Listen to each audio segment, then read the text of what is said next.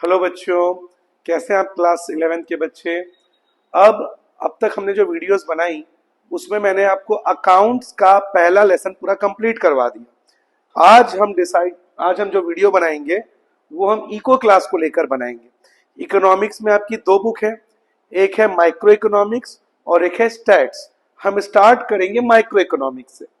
Micro economics में आपका जो पहला चैप्टर है वो है इंट्रोडक्शन, कि बेसिक इकोनॉमिक्स क्या होता है, इकोनॉमिक्स में हम क्या क्या पढ़ने वाले हैं। ठीक है, आज हम उन कॉन्सेप्ट्स को स्टडी करेंगे। आज जो टॉपिक्स हम पढ़ेंगे बच्चों, ये scarcity, reasons for economic problems, positive economics और नॉर्मेटिव इकोनॉमिक्स क्या होता है, अपॉर्चुनिटी कॉस्ट और सेंट्रल प्रॉब्लम्स ऑफ इकोनॉमी। आज हम इनके बारे में डिस्कस करेंगे। सबसे पहले स्केर्सिटी, मैंने आपको पहले ही बताया था बच्चों, इकोनॉमिक्स सब्जेक्ट का जो जेनरेशन हुआ, जो बर्थ हुआ, वो इसीलिए हुआ क्योंकि दुनिया में रिसोर्सेज की कमी है। पॉपुलेशन इतना ज्यादा है लेकिन रिसोर्सेज, नौकरियों की कमी है। मिडिल क्लास फैमिली में डिमांड्स इतने ज्यादा हैं लेकिन रिसोर्स, जो इनकम है, जो मनी है, वो कम है।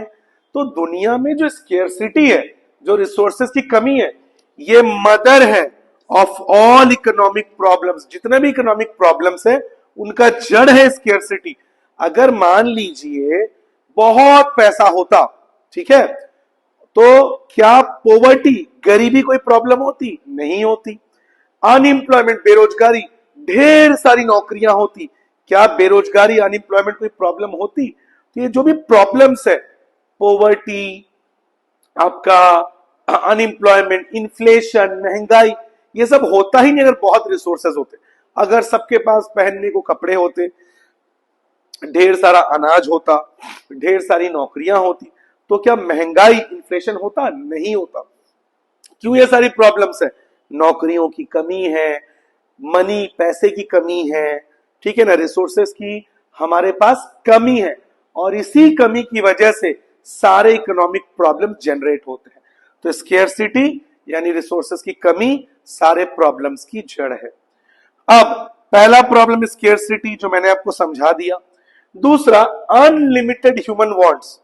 एक किसी व्यक्ति ने कहा था, there is sufficient to satisfy human need but not to satisfy human grid.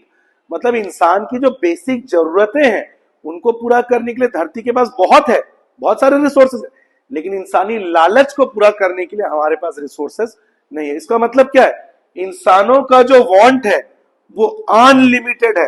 हमारी जो जरूरतें हैं वो खत्म ही नहीं होती। एक छोटा सा बच्चा बहुत समय से मम्मी पापा से बोल रहा है, पापा मेरे को एक अच्छी वाली फोन दे दो। पापा ने बहुत समय बाद एक अच्छा सा फोन दिया, बच्चे ने चलाया, वो खुश नहीं है, अब उसको गेमिंग कार्ड चाहिए, अब उसको लैपटॉप चाहिए, अब उसको बाइक चाहिए। मतलब एक बच्चे की भी नीड लगातार बढ़ती जाती है। तो उसी तरह हम इंसानों का साइकोलॉजी ही ऐसा है कि हम किसी एक चीज से संतुष्ट नहीं होते। हमारी जो नीड है, जो वांट है, वो लगातार बढ़ती जाती है। पहले ब्लैक एंड व्हाइट टीवी आया, फिर कलर टीवी आया, फिर एलसीडी आया, फिर एलईडी आया, फिर फोल्डेबल टीवी आया, अब 5 क्या है?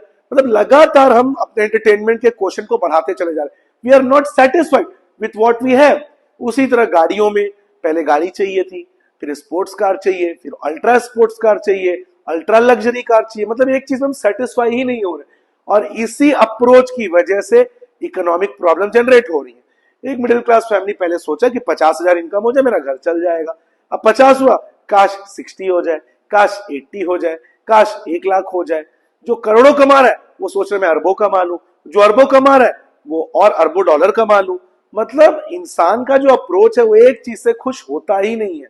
मतलब इंसान की जरूरतें अनलिमिटेड है, जिसका कोई अंत ही नहीं है, और इसी अनलिमिटेड अप्रोच के कारण हमारा इकोनॉमिक प्रॉब्लम बढ़ते चला जाता है कि हमको वो चीज चाहिए, नहीं मिली तो हम लोन ले रहे हैं, लोन नहीं ले रहे हैं तो लोन का जो इंटरेस्ट है, जो लोन बहुत ज्यादा हमने ले लिया उसका इंटरेस्ट देना पड़ रहा है। उस चक्कर में घर का बजट बिगड़ गया। अब समझिए, एक मिडिल क्लास फैमिली में 60,000 रुपीज इनकम हो रहा है। अब जनरली उस 60,000 में घर की बेसिक नीड, खाना पीना, कपड़ा पहनना, घूमने जाने, सब हो जा रहा है नॉर्मली।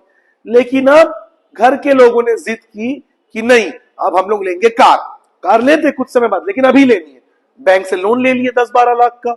अब उस लोन का जो इंटरेस्ट है, जो ईएमआई है, उससे घर का बजट बिगड़ गया, जिससे घर में खाने का राशन कम आ रहा है या कहीं पे पैसे टाइम से नहीं दिए जा पा रहे हैं, महंगाई बढ़ गई।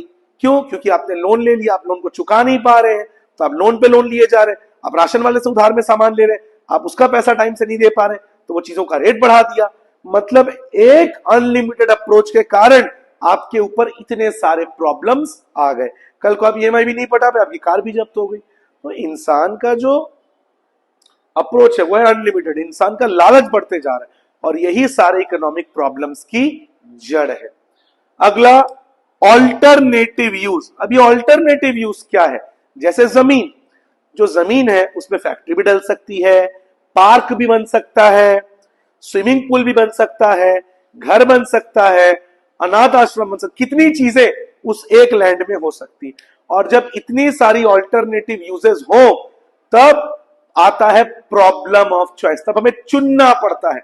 अब मान लीजिए फॉर एग्जाम्पल मेरे जेब में 100 रुपए है, मैं चौपाटी गया कुछ खाने के लिए।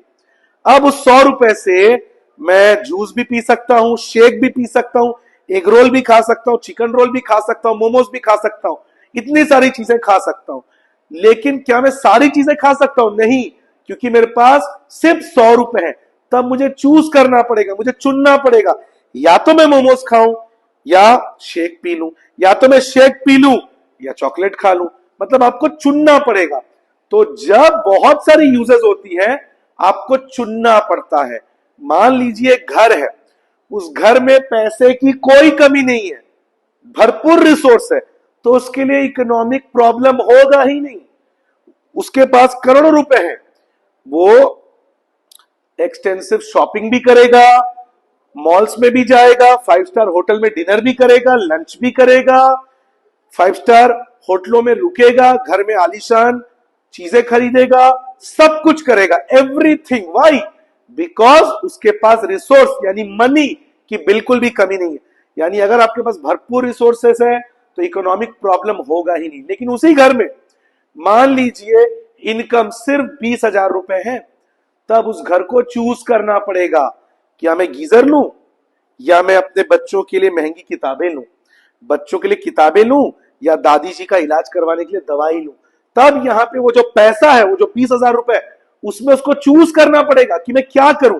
मेरे पास ऑप्शन है, मैं सब कुछ नहीं कर सकता बिकॉज उतने पैसे नहीं है मेरे पास, रिसोर्सेस की कमी है। अगर घर में 4-5 लीटर दूध आ रहा है, पैसे की कोई कमी नहीं है, दूध पिया भी जाएगा, चाय भी बनेगी, कॉफी भी बनेगी, मिठाई भी बनेगा, खोआ भी बनेगा, दूध से चेहरा भी साफ किया जाएगा, या दूध से नहाया भी जाएगा अगर और पैसा है, और 10-12 लीटर दूध ले लिया। लेकिन उस घर में मनी का प्रॉब्लम है, सिर्फ आधा लीटर दूध आ रहा है, या तो मेहमानों को चाय बनाने में जाए, या हमारी चाय में जाए, या मिठाई बनाने में, या बच्चों को दूध दिया जाए। तब आएगा प्रॉब्लम ऑफ चॉइस, और तब चुनना पड़ता है कि ज्यादा जरूरी क्या है। ज्यादा जरूरी क्या है? बच्चों को दूध पिलाना। तो बच्चों को दूध दे दिए, और यहाँ पे मेहमानों को काली चाय, खुद भी काली चाय पी रहे। क्यों? रिसोर्स की कमी है, तो चुनना पड़ा। तो जब ऑल्टरनेटिव यूजेस हो तब आपको चुनना पड़ता है। अब आपके पास बहुत सारी जमीन होती, आप ग्राउंड बनवा दिए, आपने एक में फैक्ट्री लगवा दी, एक में आप प्लांट लगवा दिए, एक में आप खेती कर रहे। क्यों? आपके पास रिसोर्सेस की कोई कमी नहीं है। जैसे मुंबई में सबसे ज्यादा जमीन गोदरेज कंपनी के पास है, तो गोदरेज कहीं पे फैक्ट्री डाल दिया, कहीं पे एनिमल पार्क बना दिया, क्योंकि जमीन की कमी नहीं है। लेकिन एक मिडिल क्लास फैमिली क्या सारी जमीनें ले सकता है? वो थोड़ी सी ही जमीन लेगा, और उसके लिए सबसे बड़ा चीज क्या है? घर बनवाना। तो क्या बनवाएगा? घर। वो रेस कोर्स, ग्राउंड, ये सब नहीं बनवा सकता बिकॉज उसके पास पैसे की कमी है। तो वो जो जमीन जिसमें इतनी सारी चीजें बन सकती है, उसमें कोई एक चीज वो चूज करेगा जो उसके लिए सबसे ज्यादा जरूरी है। एक लास्ट एग्जांपल देता हूं ऑल्टरनेटिव यूज को समझने के लिए। एक परिवार है मिडिल क्लास, उसने डिसाइड किया कि हम शिमला घूमने जाएंगे। हर महीने वो 5,000 की सैलरी जमा कर रहा है, सैलरी में से जो भी खर्चे हैं उसमें से सब निकाल के 5,000 जमा कर रहा है। ठीक है, एक साल के अंदर 12 महीने होते हैं, 5,000 इंटू 12 60,000। मतलब उसने कितना जमा किया एक साल में? 60,000। पूरी पैकिंग चल रही है, अब शिमला जाएंगे, घूमने जाएंगे, एंजॉय करेंगे। सडनली घर में जो बुजुर्ग सदस्य हैं, दादाजी, उनके कमर की हड्डी टूट गई गिरने की वजह से। अब उनको इलाज करवाने में 60,000 रुपए खर्च होगा। अब परिवार के पास 60,000 है, तो परिवार को चुनना पड़ेगा, या तो दादाजी का इलाज करवाएं या घूमने जाए। ज्यादा जरूरी क्या है? दादाजी का इलाज। तो उन्होंने क्या चुना? दादाजी का इलाज ओवर घूमने जाना, ओवर हॉलीडेज। यहां पे चुनना पड़ा, क्यों? बिकॉज पैसे कम है। अगर लाखों रुपए घर में होते, दादाजी का इलाज भी होता, घूमने भी जाते। क्यों? रिसोर्स की कमी नहीं है, लेकिन क्योंकि पैसे की कमी है आपको चुनना पड़ा, और वो चुनोगे जो आपके लिए ज्यादा जरूरी है। मान लो एक ही दिन में KGF 3 भी रिलीज हो रहा है और पुष्पा 2 भी रिलीज हो रहा है। आपके पापा ने आपको सिर्फ 150 या 100 रुपए दिया, आप एक ही पिक्चर देख सकते हो, आप दोनों नहीं देख सकते, तब आपको चुनना पड़ेगा। अब जैसे मेरे को KGF पसंद है, KGF चला जाऊंगा देखने, किसी को अल्लू अर्जुन का मूवी पसंद है, वो चला जाएगा देखने। तो प्रॉब्लम ऑफ चॉइस इसी को कहते हैं, ठीक है, ऑल्टरनेटिव व्यूज। अब पॉजिटिव इकोनॉमिक्स और नॉर्मेटिव इकोनॉमिक्स, ये क्या होता है? Positive economics, no moral judgement. Positive को मॉरल वैल्यू से मतलब नहीं है।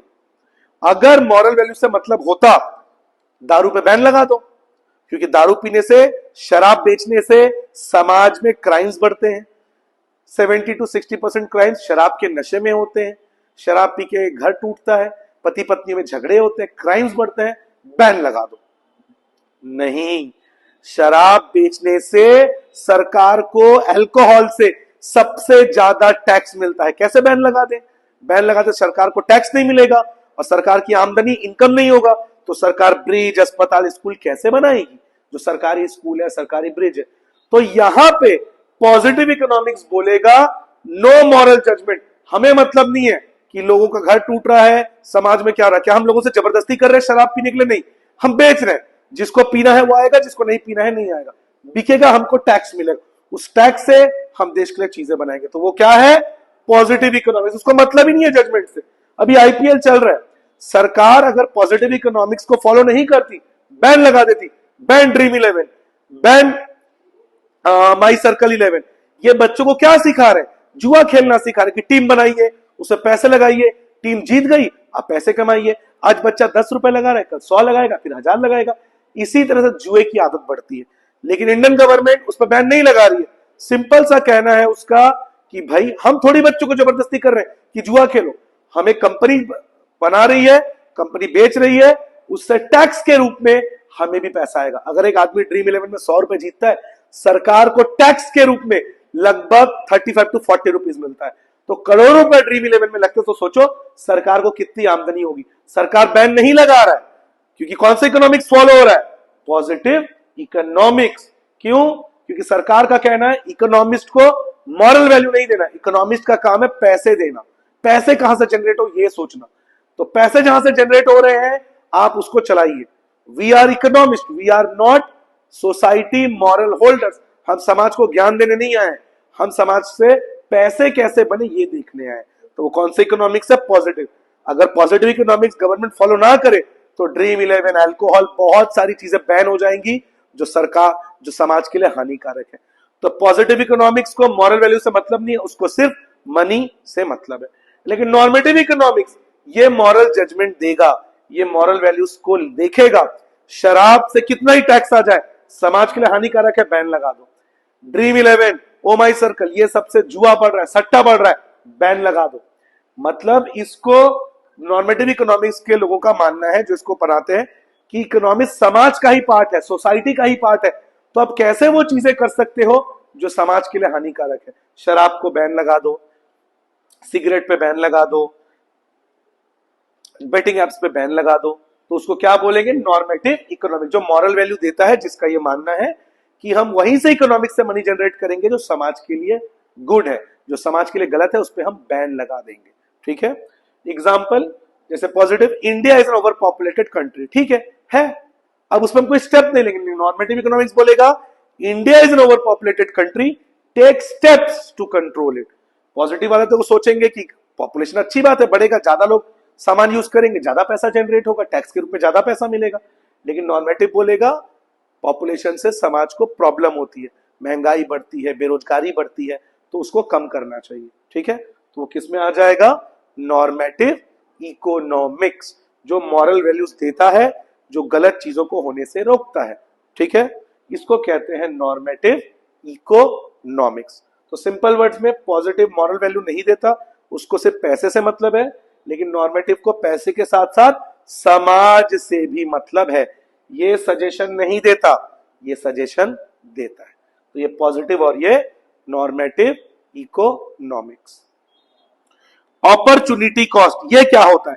Second best option left out.